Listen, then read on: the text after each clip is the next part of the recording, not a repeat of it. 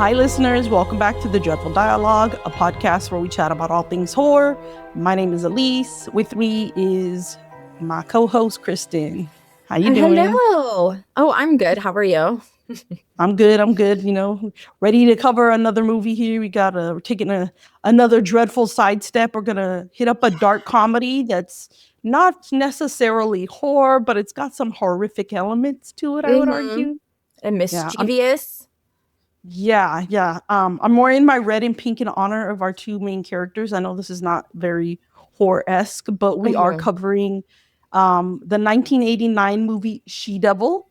Yeah. That's why I'm wearing my Dunkies with Mike Myers and Jason, because Dunkin' Donuts is a really big staple in the Northeast, and this takes place in the Northeast. So I was like, oh, Dunkies. So even though it's not in the movie, but you know, they do have coffee in this movie too. So and used. Exactly. Yeah. So I love this movie. Yeah, me too. Of course, like any movie we cover, we know there's certain elements that didn't age well. It does star Roseanne Barr as our main character, Ruth Patchett. Whoa. I mean, I loved her show growing up. It was such great comedic things. She broke barriers. I mean, she had like a lesbian couple. I think she had one of the, I don't know if it was the first kiss, but like one of the first lesbian kisses on like television on prime time. But she's very controversial. We understand that. You know, we're watching this for all the other elements. You know, nobody's perfect. We're not excusing her behavior. We're acknowledging her behavior, and we're just going to kind of move on from that. Yeah. But that's why I'm rocking the red, because she's the quote unquote she-devil in this movie. Yes. And then we have Meryl Streep. She plays Mary Fisher, our other main character. Yeah. Right, let's finish going through our cast, and then we'll do our synopsis. Yeah, totally. You have Ed Begley Jr., which he plays. It's so hard to imagine him as like the love interest, like sexy guy. Like, and it was odd choice, but it worked. Yeah, it does work. And then I mentioned off camera, he was like a recurring guest on 6 Feet Under, and he actually was having an affair with that mom of 6 Feet Under.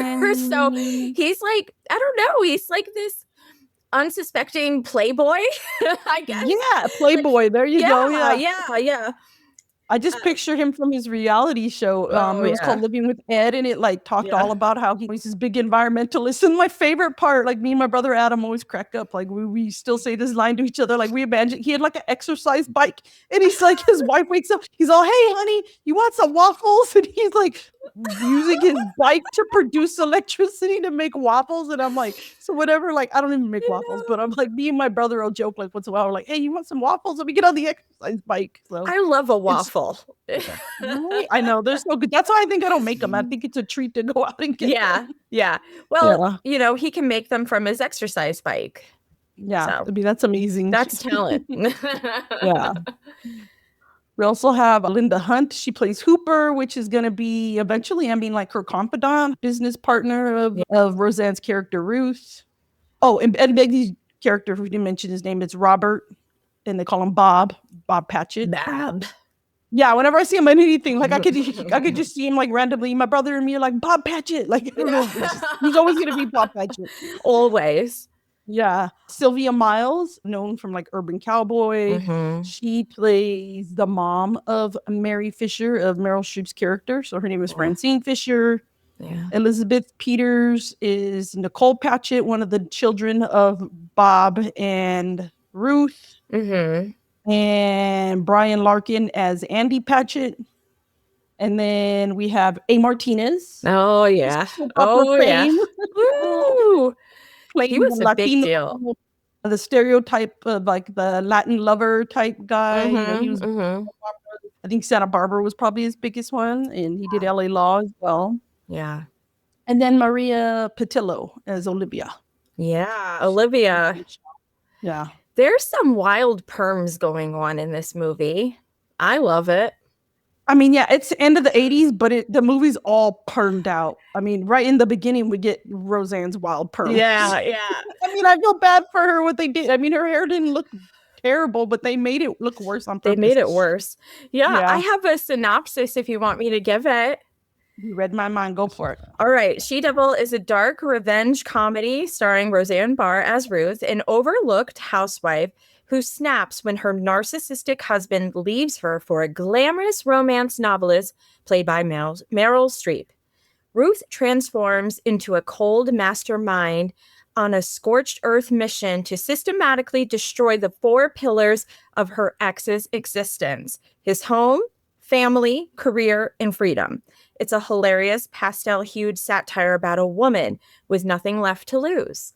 I mean, her poor Ruth, her whole life is a big bowl of succaroni and cheese. Like, it is so bad. Yeah, I mean, her kids are like terribly behaved and rude to her. Her husband's a jerk. Like, we find out he only married her because he got her knocked up. Yeah. She's very insecure about her looks, but yet she's like she tries her best. Like, she's not a perfect housewife, but I'm like, I always make the argument, like, who is? Like, nobody's got their shit together. Is.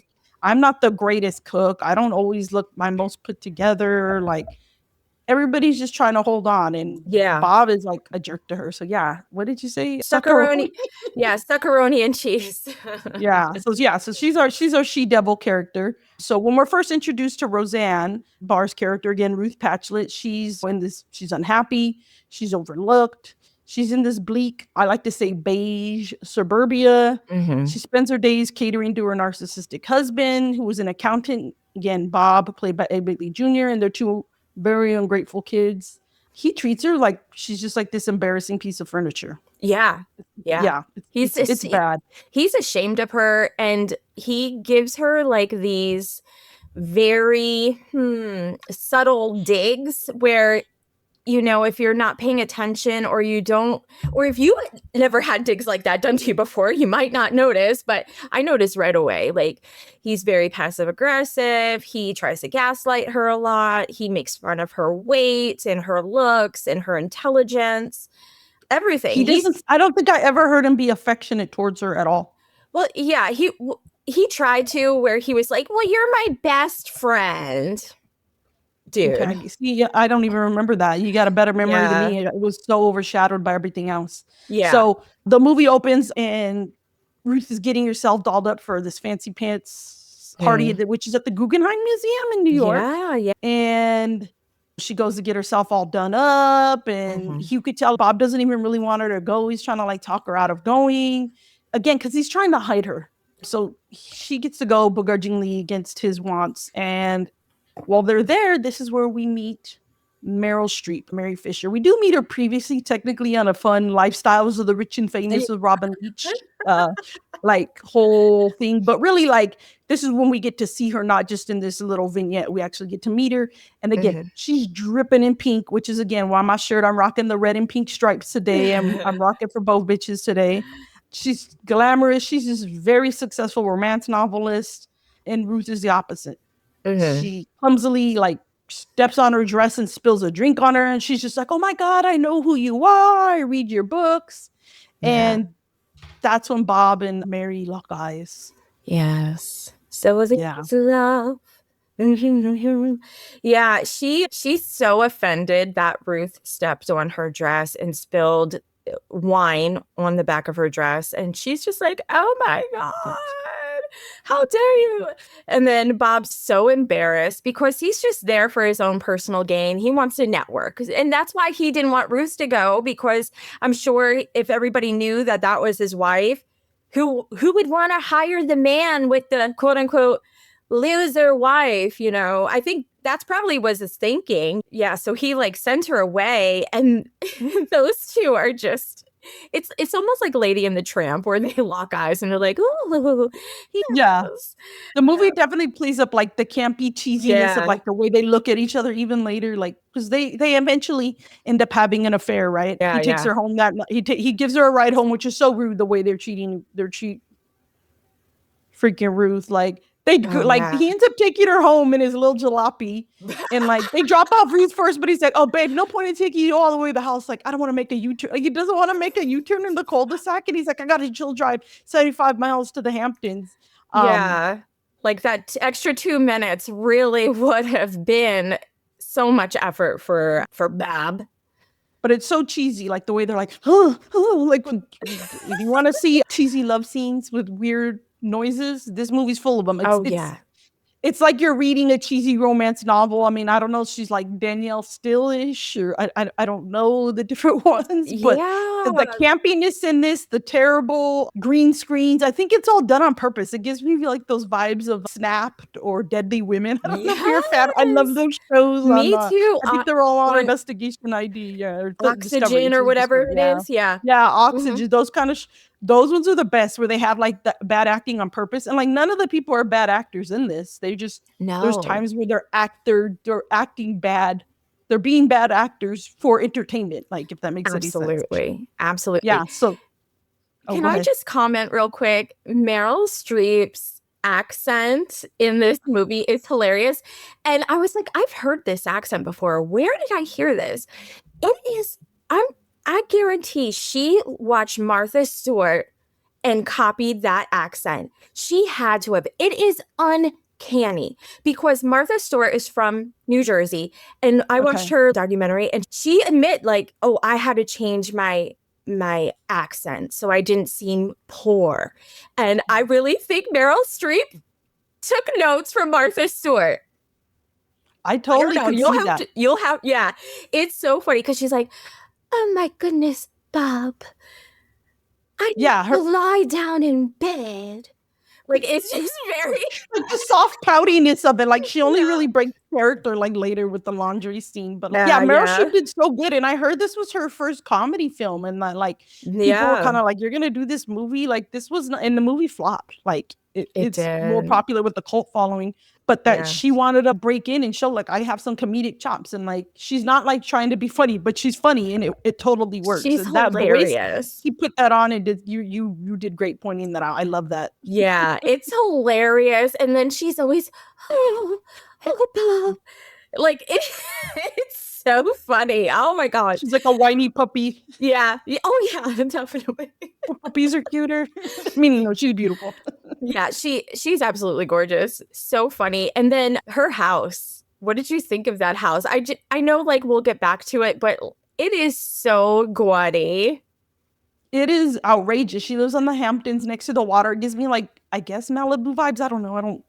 I don't have a mansion. The most I've ever seen. I don't think I've even been in them. I've been in like some pretty rich houses for like, not because I have friends that live in there, more like for work purposes. I've gone to some, but like, I've never lived in one or had anybody in my life that could own ones. No, but that's what I'm saying. Like, it's dripping in pink. Like, the house is, and I guess this is a real house. I think so. They filmed in location. I can't remember where it was. I feel like it's somewhere in New York. And yeah, it's like you said, it's gaudy, it's so cheesy, and it just adds again to Mary Fisher's character. And I love even Ruth's like, Mary Fisher lives by the sea in her big cap. Her voice is hilarious. Like Roseanne again. Lady's controversial, but man, she has some comedic quips, and that in her voice, she just puts it on. Like, she has no shame with like, they make her look ugly, man. I mean, they put like this mole on her, and they make her hair awful, and like her makeup is terrible. Yeah, it's crazy. But like, so they get into this crazy romance. He starts around with her. He keeps working late. So do you think that Mary Fisher's character, is she genuinely like a malicious homewrecker here? Or is she just like so deeply lost in like her romance novel fantasy that she doesn't even view Ruth as a person, as a real person? I don't think that she's deliberately cruel.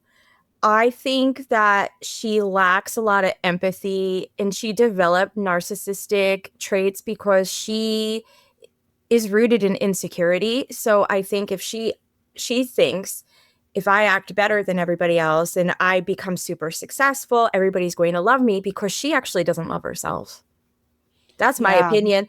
And then she's so busy being the star of her own fictional world in her mind that she's blind to any wreckage that she's doing to others, even though like she is at fault. I'm not saying she's not at fault. She is at fault. She knows what she's doing. And she's just selfish and self-absorbed. And because she's so in her own mind, the main character, Ruth doesn't exist. Ruth is like a little ant to her. Oh, just some pesky bug, go away. She's like that with the kids too, everybody in her life that she doesn't gain anything from. Exactly. If she's not getting something from them, they're just a pest to her. Yeah. Yeah, I think she knows what she's doing, but she doesn't care. I think she almost feels justified that she deserves it. And it's so funny because we find out later she didn't come from money. It's like a whole persona, just like the voice that she's created. Well, I understand some celebrities do this. You create a different persona because you're trying to please the public, but she's also doing it to the detriment of everybody else. Yeah, yeah. And to me, it just gives off big insecurity vibes. For sure. I hadn't even thought about it that way, but yeah, that totally makes sense. Yeah. So during a tense dinner with Bob's parents, they're visiting. Ruth finally confronts him. This dinner is a hot mess. We fight. She almost spills the appetizers, which Bob is aghast with because how dare her only have crackers and cheese for the start. How dare she? Right? I'm like, girl, I love me some crackers and cheese. I just had some before we started recording. I was like, oh, I need a sneaky snack. My son loves Lunchables, and I love I just say, oh, we just eat grown-up Lunchables, like charcuterie. Yeah, Lunchables. Yeah, that's my grown-up Lunchable. Yeah, so she finally confronts him because the dinner is a mess. She acts somehow the son's rat ends up in the meal, and she's so out of it and so blinded by everything. I think she's just overstimulated and overwhelmed. She's like, I'll get a straightener instead. It's like, no, that whole meal is ruined. When she was like, I'm gonna get a straightener, I was like, girlfriend, nah. It's so deadpan too. She's just, I'll go get he's like, Ruth, and I don't know how many times people, Ruth in this movie, he's so mean to her husband. Yeah. And she's like, I'll go get a strainer. Instead, it's like, dude, you're not gonna serve that at all. You're just gonna strain out a dead rodent. I understand maybe in some cultures they eat it, but in this culture they don't. It was not intended to be consumed. No. Yeah. But this is where she basically dimes him out. Like, I know you're having an affair with Mary. She's his mistress. And the parents, I feel bad. The mom is trying to be nice to Ruth. And the dad is like, oh my gosh. And they're like, they leave. And that's when we find out, like, he probably married her because he got her pregnant. And her eyes are just glazed over. And Bob gives her this whole speech. And this is where the she-devil is born. He tells her how he's got assets. And it's the 4 things that we're going to hear about throughout life, right? His home, his family, his career, and his freedom. And she's a liability. And he just he has nothing nice to say. You're a terrible housewife. You're a terrible cook. You're ugly. He just leans into her. And you have to remember this terrible speech because he's so mean to her, because you have moments where they try to make you empathize with them, but you got to remember the speech. Yeah. So he calls her, you are a she-devil. So do you think if this was a traditional horror movie, this would be like the moment when a curse would take hold? Oh, yeah. Do you think Roseanne's sudden shift from crying housewife to dead-eye mastermind, does it hit like a classic horror movie transformation? I think it does, because she totally snaps. She goes from trying to be a people pleaser to Bob because she knows what's up. And she's like, oh, I'm going to win him back because I love my husband and I hate Mary Fisher. So she goes from that point where it's almost like she's in denial and she's still in this people-pleasing role, and she doesn't have any self-confidence because this man took everything from her that she had inside of herself. So she doesn't just get angry, she detaches from her old identity entirely, and she just turns into a cold, terrifying mastermind. Where she's like, I'm going to wreck this MF. How dare he do this? Because at first she's really fixated on, oh, Mary did this to me. Mary did this to me. And then that's when it clicks. No, actually, this MF did it to me. Bob did it to me. Yes. She's a part of it, but I love that you pointed that out, because that's what's so beautiful about this movie is like your snap reaction, your first reaction, you find out about your significant other cheating on you. Like, that's what some people want to do. Well, I'm going to go beat that bitch up. I'm going to go beat that woman up. And it's like, no, she plays the long game here. Right. This is when the horror villain in her comes up, and she doesn't kill anybody. We're gonna point that out. She doesn't go and kill people. She doesn't physically inflict any harm. She's not beating anybody up. But she's like, all right, cool. You're saying you have these 4 assets, and that's when we get her checklist going. She Right. has, I love the little paper. It's got a rose on it. It's like a notepad Mhm. again. It's so 80s. Are you a checklist person? I mean, I try to be, but it doesn't always happen. Yeah, but this is such an old school Yeah. pre-cell phone, Yeah. computer type thing where she writes out the 4 things that he pointed out to her: Mhm. home, family, career, and freedom. And she is going to Right. systematically play the long game. She's not gonna just go beat somebody Exactly. up and be angry. She's like, no, you know what? Cool. I'm a she-devil. Bet. I'm gonna Right. make it happen. And though she doesn't kill anybody like you mentioned before, but you can argue that this is almost like a slasher without the machete because she goes for everything this man has and is like, you ruined my life and I'm going to do you even worse. Yeah, she's And slashing with that she's pen on her slashing with the pen. checklist of the 4 things. Exactly. And I love that Exactly. whenever she accomplishes one thing, she crosses it off, and then she, like, circles the next one. I'm And she's like, "Is like, it that and s the next. yeah, is that really necessary?" And again, it's on a notepad, and it's got the rose, which is gonna play into later. So, yeah. So the first thing that she does is she decides to destroy the house, right? Gotta get Yeah, rid of the yeah. home. It's hilarious. It's traumatized me as a kid. She's putting a hairdryer under the pillow. Like, I this day, I'm like, "Never put a hairdryer under your pillow." Like, we would do that. No, She's putting things in the microwave, a knife in the mixer. It's a whole montage. it And is. sh It's she ends up brilliant. yeah, it's great, and she explodes, the whole house explodes, it's this whole cheesy thing. She even knocked off the smoke detector, so it would take longer for the Mhm. fire department to get there. So when Ruth turns off the gas, she walks away, and when she turns off the pilot light, the whole house blows up in slow motion. Did that Yeah. give off horror villain energy to you? Absolutely. It was so deliberate and it's paired with that iconic, as you said, the iconic slow motion walk away from this massive fireball. And I love how the countdown was the microwave with all the aerosol cans in there. Yes. And like And this an just egg, and a random egg. She threw an egg, so I don't that's know right. why. I had to That's right. yeah.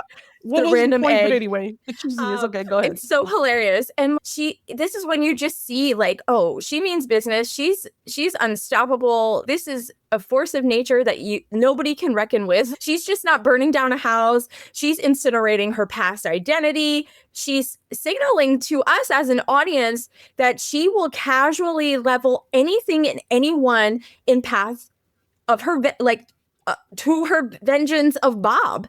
And while it's genius, it's almost like, well, then like all these little like negative things come about it because she's been used so much that she ends up using other people to get what she wants.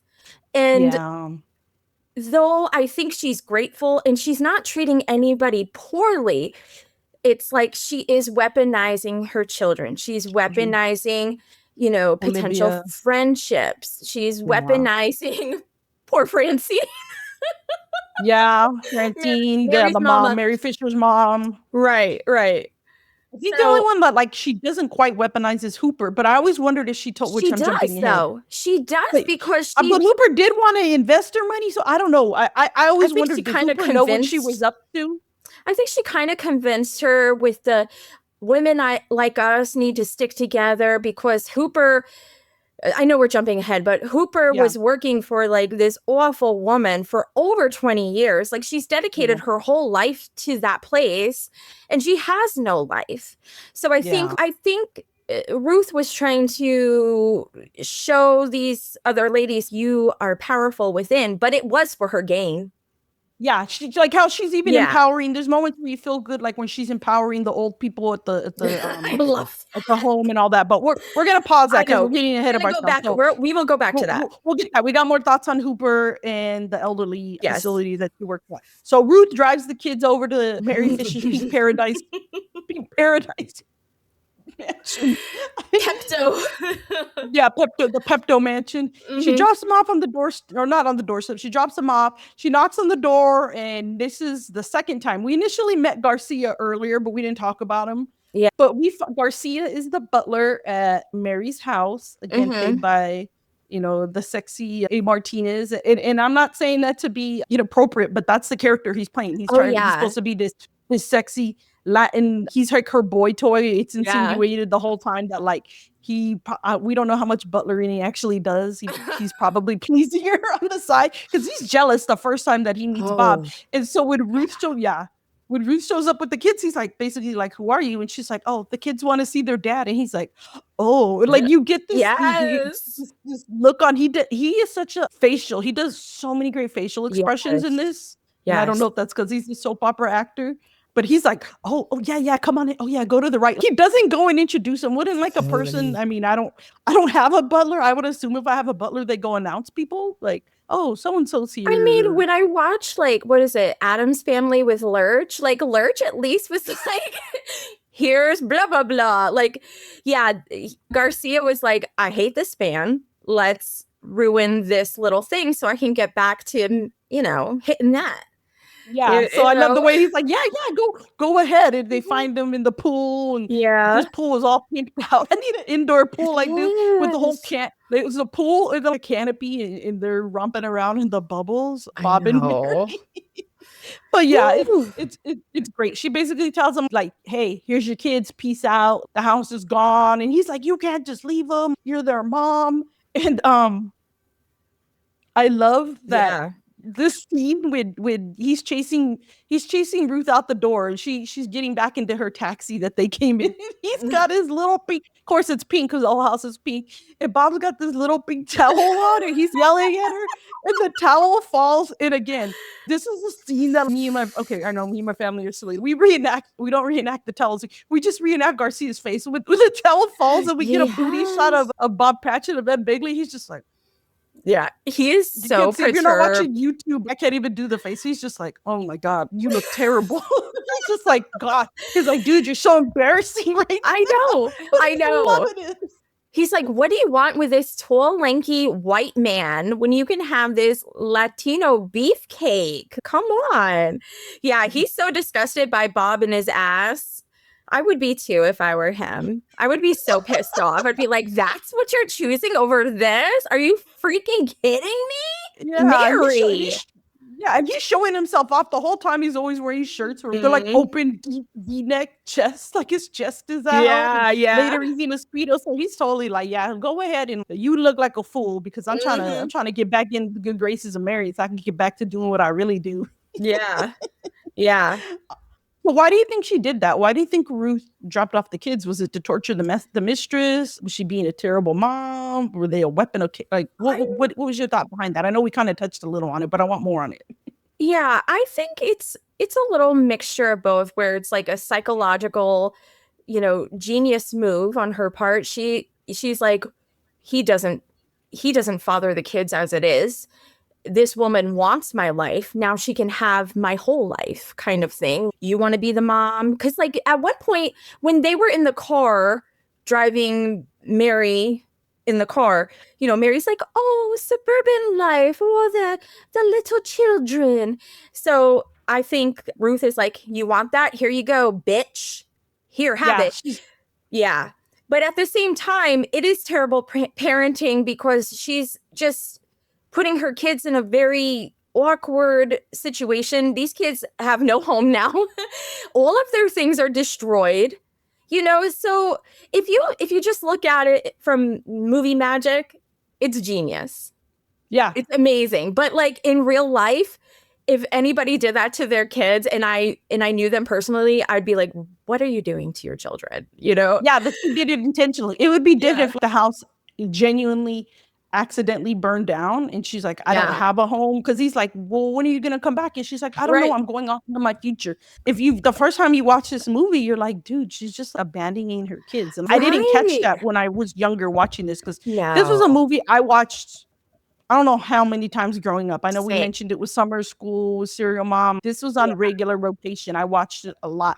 And and thankfully it didn't scar me like the way she treated them, but she did it to punish, I think, Mary too, because she was like, oh, you want my husband? Well, you can't just have my husband. You got to have the whole package. Yeah. So I think Ruth's thinking is, you have this glamorous life. You want my family. Here you go. You can have it. And then by doing that, it'll show Mary, this is hard. Being a mom is difficult. Dealing with this man is no walk in the park because he's an asshole. And, so it'll kind of take off those rose-colored glasses, basically. Right? Right? Yeah. The grass is exactly greener on the other side until you get there. Yep. Yeah, I think it's genius. And again, this is where she crosses off slash. Yeah. Next. Yeah, bam. So 2 things down: homes down, families down, onto career. So Mary's fantasy life, it begins to curdle. It becomes this like a psychological thriller almost. She has no idea how to. She can't do domestic labor. Like, her maid is stressed out because not only did the 2 kids come to the house, they also got Fuzzy the dog. He's shitting in the house. Fuzzy. They're turning it into a war zone. They're kids. I only have one 5-year-old, and this kid can trash my house. Yeah. I can't imagine 2 older kids that are like, the girls, like, I don't know, she's like 12 or 11. Like, her hormones seem to be raging. The little boys, like, into like watching wrestling and eating, and just they're making a mess. Right. Bob's charm starts to wear thin on her under the weight of all this, and you could argue this becomes like a reverse haunted house. Instead of ghosts invading this peaceful home, the mundane tears of standard domestic labor start to actually invade her space, which it's slowly consuming Mary's insanity. So how do you think, I love that the director, and her name was Susan Seidelman, she used, again, pink, hyper feminine themes throughout everything that has to do with Mary. Yeah. Do you think that was a wise choice? Does the whole pink pristine add to this aspect of now just children filling up the house? Yeah, because when you look at the mansion, even though it's gaudy as fuck, it's like this pink palace, like you said before. Everything is very feminine and very romance-esque, almost like you're away at some villa, right? So I think it adds to these kids and this man and this dog are ruining everything because everything's out of place. I thought it was genius to be like, this woman is so feminine, so into herself, and then here they come. The whole family is showing up, and it's just like domestic chaos escalating throughout the whole Pepto-Bismol mansion. Like, she cannot handle it. Yeah, I love that. I love that. And it's an ironic contrast where everything is so pretty and feminine and beautiful to the disaster. Yeah, the whole house, like, I didn't notice before. And again, we do rewatches, you're paying. Yeah. You watch it more critically, and like, you'll see in different scenes, like, the house just gets messier and messier over time. Yeah. So eventually, to deal with everything that's going on, Ruth, we need to figure out what's Ruth going to do. So Ruth's next big move is she goes and works at the elderly home that we find out that Mary Fisher's mom is at, because she had taken the file before she burned down the house of Mary Fisher. So she knows everything about Mary Fisher's life. And she's like, okay. So she changes her name to Vesta Rose. Mm-hmm. She starts working here, and this is where we meet Hooper, played by Linda Hunt. I'm thinking of the Terminator. Linda Hunt. She's been in a lot of things. Yeah. Hooper's the nurse. Vesta Rose is going to work there full time. It seems almost like they're living there, and she ends up empowering some of the the community that's living there. They're kind of sedating them. Yeah, that's so messed up. Yeah, the owner. I mean, and I understand what the owner is saying. She's like, "Oh, people don't want to visit them, and they'd rather just be like sleepy than like sad." But I'm also like, dude, that's messed up. So she replaces their pills and with their sedative pills with. Maxi Life, which it seems almost like, I don't know, what is it, Fen or energy pills? PhD meds? Oh my God. They were like, playing soccer and shit outside. This old lady's the goalie now. She was dead 5 minutes ago, and there she is. It was so hilarious. I loved it. Yeah, and that's the part that we were kind of mentioning earlier. I think she does mean some well. She feels bad for these people. Yeah, they're not living their life to their fullest. And and Hooper gets on her like, I figured out what you're doing. And she's like, listen, like people like us need to stick together. She's basically insinuating like we're two overlooked women. And because Hooper does nothing with her life. She just worked here for over 20 years, as you mentioned. she's been holding on to her money. They bond over like some eclairs and some other pastries. Yeah, the rainbow pastry, Italian pastry. I was like, oh, that looked good. Yeah, I was gonna ask you about those if you make those. I don't make them, but I've had them at many a party, many a christening. You know, like they're a big staple in my culture. So I was like, oh man, that looks so dang good. And there was cannolis in there too. Yeah, cannoli, pistachio ones, I think, right? Pistachio. Yeah. Looks so good. Getting hungry. Story of my life. Yeah. So this is where she busts out the mom, right? Ruth befriends the mom. The mom is hilarious. Sylvia Miles is playing the mom, Mary Fisher. She's vulgar.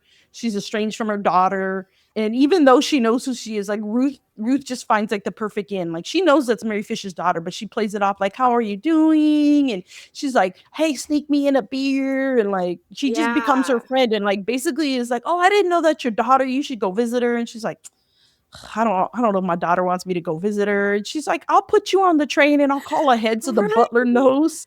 Yeah. And that's what she's even like, there's probably some hanky-panky there with the butler.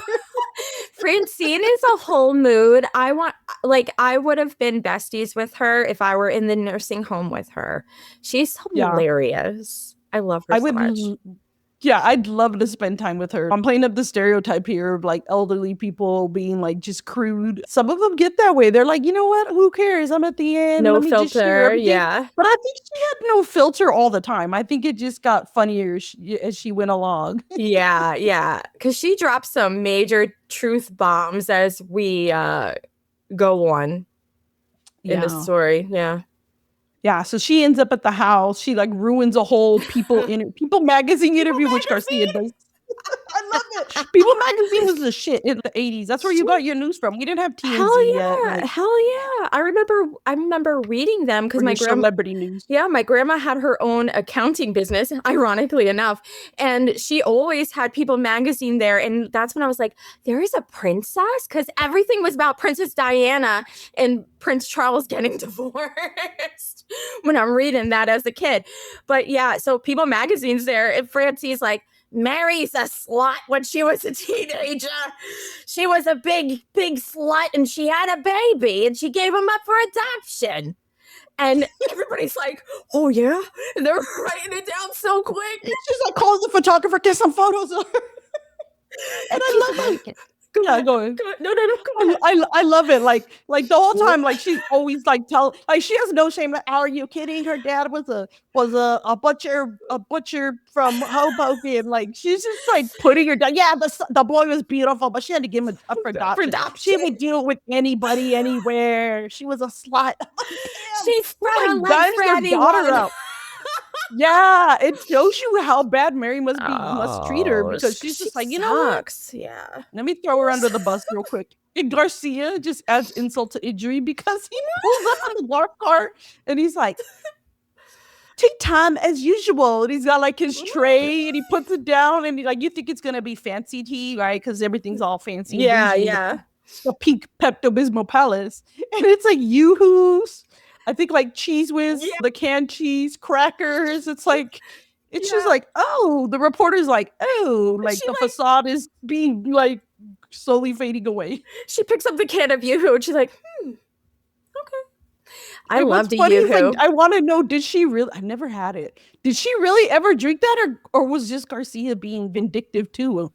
Did she really have those kind of tea times? I don't think so. I think he took all the shit the kids had and was like, I'm ruining this bitch. He was so pissed. Yeah, he when he delivered the Yoo-Hoo, the face of the reporter is wild. She's just so confused. Yeah, I don't think that was regular tea time for Mary in the Pepto-Bismol mansion. Yeah. Well, yeah. You never had Yoo-Hoo? No, sorry, going back to that. I had Quick going. We would get the powdered Quick, and you mix it with your milk and I think that's all we had. I never had Yoo-Hoo. Now I'm like curious. It's probably terrible. Everything's cool tastes better when you're a kid. It's better when it's cold. Okay. Anyway, go ahead. Yeah. So I love so eventually the maid quits. She's fed up with everything. She's like, this dog came in, these kids came in, and she's like, oh my God, I'm gonna have to do laundry. Somebody needs to wash the clothes. And again, we get a classic Garcia. She goes to Garcia, and Garcia's floating on like a pool float in his Speedo, all sexied out. And he's like, and she's like, Garcia, I need you to go do laundry. He's like, I may be the butler, but I'm not the maid. And he like the way he falls off. He just like, falls off. He's like, yeah, like on purpose falls off. He just yeah. slinks off of the pool float. I'm like, oh my God, how many takes did they do of that? So it was so funny. great. Yeah. What's the maid? Maid was Ute, I think. Yeah, and she's like, do you want me to do laundry or do you want me to clean up dog shit? She was so pissed. I'm crying laughing. Yeah, she was probably overwhelmed. That house was so big, and the only people so bad were there. Obviously, Garcia is just busy pleasuring Mary before Bob came around. Yeah, like they had to. Granted, I like to think maybe it didn't get that dirty because it was just them. But I'm like, that's a big ass house to clean. Just to dust it alone. It is. It's so bad. And then Ute was like, I only had to cook and clean for you. And now there's man and children and dog who shits on floor. yeah. She's so mad. Rightfully so. She does not get paid enough for that. I wouldn't even be able to put up with Mary alone, let alone everybody else. So Team Ute. Yeah. Team Ute. Yeah. While the mom is visiting, Ruth is busy conspiring. She's back at the group home. At the elderly home, she makes sure that the mom gets kicked out of the home. So now she's going to have to stay there. And she ends up getting fired. She takes off. Hooper ends up joining her. Hooper chases her down and is like, I don't know where we're going, because we find out Hooper has been hoarding all her money. She's got like, I don't remember, like over 50,000 or 100,000. Yeah, something I don't like remember the exact amount. Yeah. And she's like, never spends her money. And she's like, what are we doing? And she's like, I don't know. And so this is where Hooper becomes her investor. And they start this whole employment agency. And I love that she used, and you know what? She did use Hooper. The more I'm thinking about it, you're right. Because she knows she can't be the face of the company. So they create this temp agency. They do some cool guerrilla marketing, which you'd probably get fined for. Throwing the papers out. Littering fine for sure. Yeah. I'm like, if that was possible, I'd be like, dreadful dialogue. I know, right? Right? Yeah, maybe we'd have more listeners. Anyway, so they do some guerrilla marketing campaign. They invest their money. They get all these people to join their employment agency. And basically, the employment agency, Vesta Rose, they become like this corporate cult for Ruth, which she's not going by Rose, of course, for Ruth's whole vendetta against Bob. Yeah. So she has this career, this temp agency, and this is where we get introduced to Olivia. She makes sure to slip a Vesta Rose advertisement to Bob's work because she knows Bob still's got that wandering eye. And I love that hers is like a sexy flyer versus all the other ones are more like wholesome with the rose. And they're like, the commercial is hilarious for Vesta Rose. If we had more time, I'd go into it. But she brings in Olivia to help bring down Bob. Bob calls and wants somebody. And I love, I got to pause the notice. Like, again, Roseanne has a lot of bad things about her. And I don't know if did she write any of this? I don't know. But I love that we get a little inclusivity because when Bob calls, and I didn't notice this till this last rewatch, she says like, oh, well, you want a new secretary? And he's like, yeah, I'm not against the secretary being extremely hot. And she's like, do you want a man or a woman? And I'm like, dang, talk about inclusivity. We'll get your man or a woman. Like, it's cool. Yeah, I love that. But yeah, we bring in Olivia. Olivia basically falls for Bob. And like you said, she's using her to holler at Bob and get Bob into her. So do you think this whole cult that Ruth is building, right? I'm calling it a corporate cult. Yeah. Do you think would you be more afraid of just this lone guy with a gun, or would you be more afraid of Ruth's Vesta Rose, temp agency? Because they got access to everything, and she starts using them to do things. Who would you be more scared of? One guy with a gun or this agency run by Rose? I mean, I would be afraid of both, but when it's like this big, massive group of people, you don't know what they're capable of. Like when it's one person, right? when it's a whole group of like angry women who've been done wrong, whether it's the workforce, their husband, whatever, they're going to weaponize all these people that have done them wrong by like their mail, their bank accounts, their passports, identity fraud, whatever it may be, right? And that's a huge mess, and that's terrifying. I couldn't imagine like somebody hacking into my shit and stealing my identity. Like, it's almost worse nowadays. And they were able to do this all pre-internet. This is still paper files. Yeah, this is paper trails. So you can't shoot at a social security number, but you sure can steal one and ruin somebody's life. Wow. So that's pretty scary. And they're all following her blindly because she gave them all this confidence, like, oh, you're more than you're worth more than you think you are. So yeah, she's empowering them. Says, yeah. Because they insinuate a lot of them are like either women that were scorned by their husband as well, or women that, whatever, have fallen on hard times. And she's like, oh, you're part of Esther Rose's network now. Yeah. So he starts having an affair with this hot girl, Olivia, that she sent in. And things get ugly with that, though, because Olivia makes the fatal mistake that Rose tells her to do and tell him you love him. Like, if that's how you feel. Yeah. And she's all sad. But this is where she dimes him out. She's like, oh, like, he's a criminal. He steals from his clients. He skims their interest and sends them to the Swiss bank account. Yeah. So because of that, he ends up getting caught. Right. They're having this fancy party. Mary's also on the outs with her publishers, not happy with her new book because it's not her typical stuff. She's probably rinse cycle. Yeah, loving the rinse cycle. The lady's like, Bob is not a sexy name. She's like, I think Bob is a beautiful name. She's got a gummy bear in her hair. She's a hot mom mess, basically, even though they're not technically her kids. Yeah. Right. Yeah. So mid-party, the state troopers show up and they bust Bob for embezzlement because, again, they go in, Rose and Olivia went in and they elevate the numbers. Granted, he was an embezzler, but what they do is they go make it obvious that he's an embezzler. Right. Yeah. So do you think he eventually meets with his lawyer? The lawyer's like, white collar crime. I'm going to get you an easy judge. Judge Phillips is cool with this. Like, basically they're saying, like, dude, you're a white guy. You did white collar crime. Like, this judge, he's like the old boys club. He's going to let you get away with it. But then we find out that he was even stealing from Mary, and that's it. Mary ditches him. Even though she figures out that he had cheated on her, we get the whole picture of his hands on Olivia's cake. And we forgot that Mary gave him a very gaudy pinky ring that says RP on it. Yeah, and it's on the photo, which Ruth casually sent to Mary. Anonymously to Mary. Yeah. So she didn't lose it from that, but when she finds out he was stealing from her, she's like, I'm done with you. Get out of my life, get out of my house. Yeah. He eventually gets sent into prison. He gets sent to jail because the Vesta Rose agency pulls a fast one. Rose calls in a favor, like, hey, I need you to switch out the judge. I don't want Judge Phillips. I want this other judge who is a stern woman, who's not going to put up a woman of color, who's like, I'm not putting up with his BS, which we find out is not believable. She's a Vesta Rose lady. She's got the Vesta Rose pin. And he gets 18 months in jail.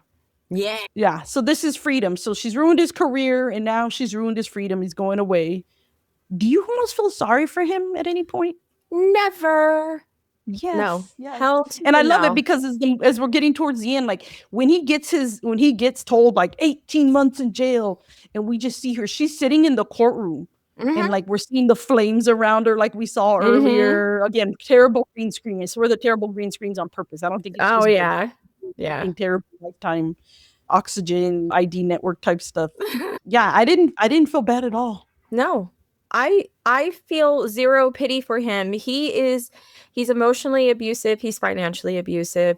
He is narcissistic. He's self-absorbed. He doesn't really care about his kids. He uses people for his own gains in life.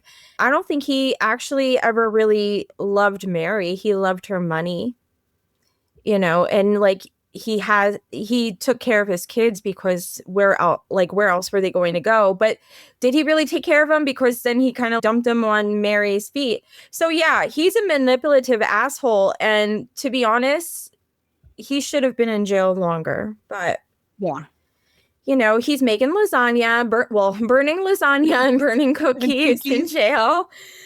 Yeah, he's karma. I thought so. I thought he deserved it 100%. Yeah. And I think you nailed it. He loved Mary for the moment. He loved what he could gain from her. If you notice, you'll pay attention when he's first in the beginning of the movie, his office, granted it's in New York City, his next office later after he's with Mary is in like a much fancier, more modern high-rise building. Yeah. Everything gets elevated. He went from driving his little jalopy, his hoopty, to like he's got like a Jaguar or something, if I recall, some sort of convertible. Like he's moved up in life, and he's still flirting. He's at one point flirting. He's like going out with another lady. He's flirting with people in the car. He's hooked up with Olivia. So he deserved it, and he totally pawned off his kids. He's like, "Well, you got to be their mom now." It's like, dude, you're their dad. Like you need to be there for them. Like after everything they've gone through, losing the house, he doesn't have any sympathy for his kids. He just has more sympathy. Like, how am I going to do this? But I'll just let Mary figure it out. He was only upset because he was caught. Exactly. He had no real remorse. And then Ruth brings the kids to see him in jail. And this asshole has the audacity to be like, Ruth, I'm getting out in a couple of months and you look good. So maybe I can come over and make you dinner. And she's like, that'll be nice, Bob. And she walks away. Like, he even saw her in the courtroom and he's like, that's my wife. And I remember being like, dude, you have the nerve to call her your wife after the way you treated her. You did to her. You've been off however long living with Mary, started a whole other life. Like, you don't deserve, you don't deserve to call her your wife. No. And I love Mary's. So Mary rebrands herself. She sheds her fake romance persona. Mm-hmm. She writes a whole gritty tell-all book about her downfall. She gets interviewed by Sally Jessy Raphael as herself. And at a crowded... She sells her Pepto-Bismol mansion too. Yeah. She doesn't want her palace her pink palace by the sea. In the words of Roseanne, yeah. But at a crowded book signing, this is when you know like how much she didn't care about Ruth. Because Ruth even shows up and she has a book and she's like, oh, can you make it out to Ruth?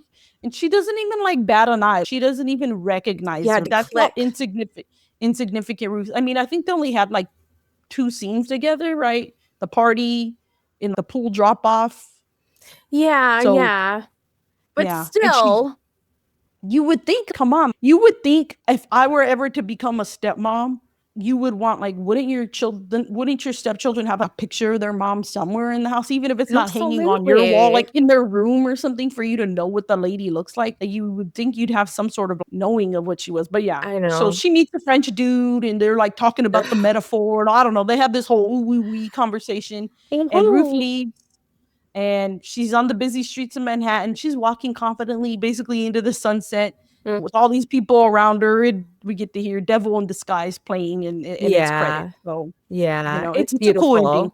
It's a great ending. And her kids are back with her. She took them back as soon as she got them back. After everything. Yeah. So before we close up, do you think Ruth's method, a slow psychological ruin, was it actually more terrifying than a traditional villain? I think so, because with a traditional slasher or whatever, you know what to expect. But with something, it's psychological like this, you don't know what's going to happen next. And that's so much more terrifying to me. You don't know what the next target's going to be. That's just my opinion, though. And which of the 4 were the scariest that she took from him? The home, the career, the family, or the freedom? I think freedom, because freedom can't be replaced. You can replace your home. You can replace your career. You could replace your family. I mean, he tried to, right? So like, at least wife-wise. So losing your freedom is probably the scariest prospect out of all of them, because once that's gone, what else do you have? At freedom, you have nothing. Yeah, I agree. Freedom's the scariest, at least with like the whole family thing. When you can work at it, you can take steps to get your family back and to rebuild the relationship. Oh yeah, I love this movie. Meryl Streep, high camp theater. Roseanne is deadpan sitcom. I love just think they're amazing together. Yeah. So I think that's it. I don't think I have anything else. No. I know. I felt like we went long on this one. I might have went into too much detail, but it's such a great movie.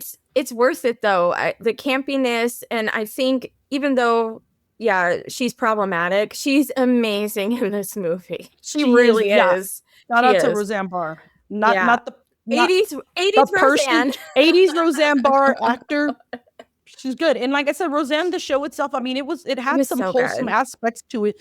I loved all the Halloween episodes. Me too. You can't take away from the the family love in that. And it really taught you like how a family can operate and thrive despite like they didn't come from money. Right.